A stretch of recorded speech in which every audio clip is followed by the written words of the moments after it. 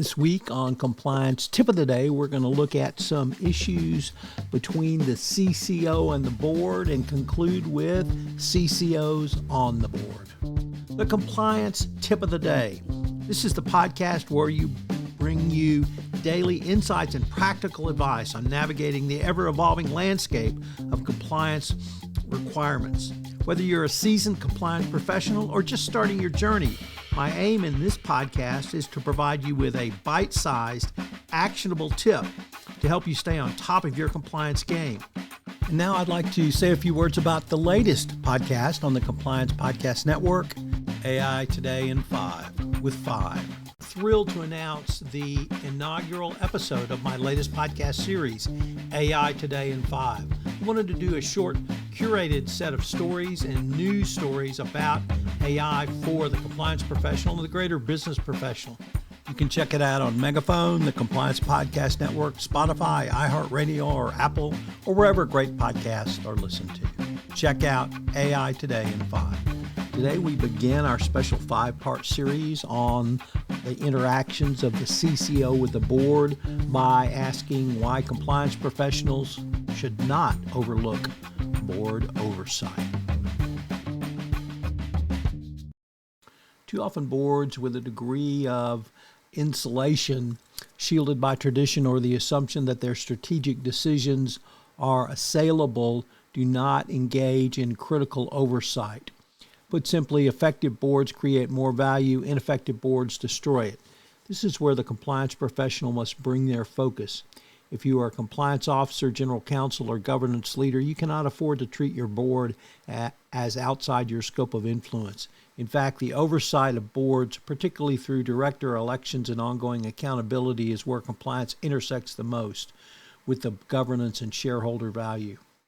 Shareholder proposals and executive compensation debates often dominate proxy season headlines, yet the real power lies in director elections.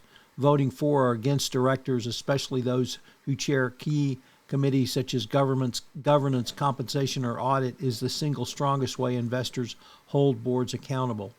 In 2024 proxy season, directors who chaired their nominating or governance committees received 5% more dissenting votes from their peers. This statistic is telling.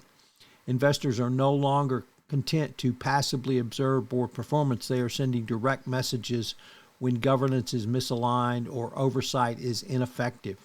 For compliance professionals, this matters because board elections can be used as leverage. They're a barometer of investor confidence in boards' abilities to manage risk. If investors are expressing dissent, compliance leaders should see this as an opportunity to both engage with the board and with management about important governance matters.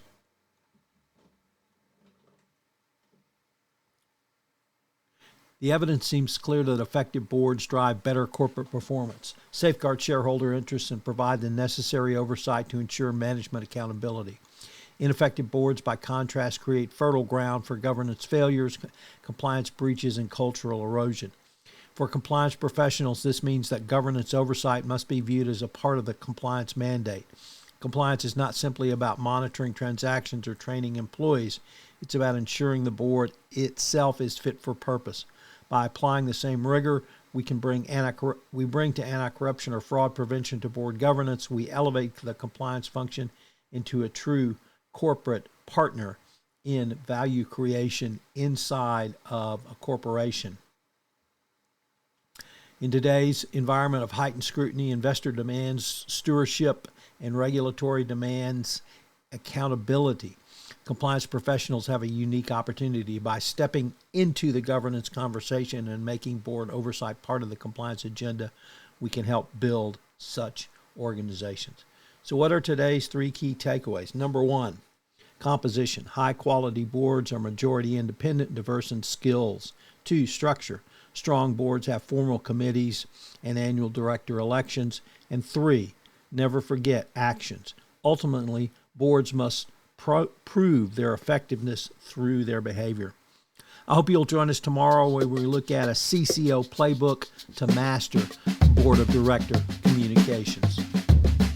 Things that I'm happy to do for you, the compliance profession, is if you have a question or a series of questions you would like some compliance tips on, I'm happy to take any requests that you might want, certainly anonymize them, and give you a quick tip, either one quick tip or maybe a week's worth of quick tips. So if you have any tips you want about your compliance program, you can shoot me an email at tfox@tfoxlaw.com.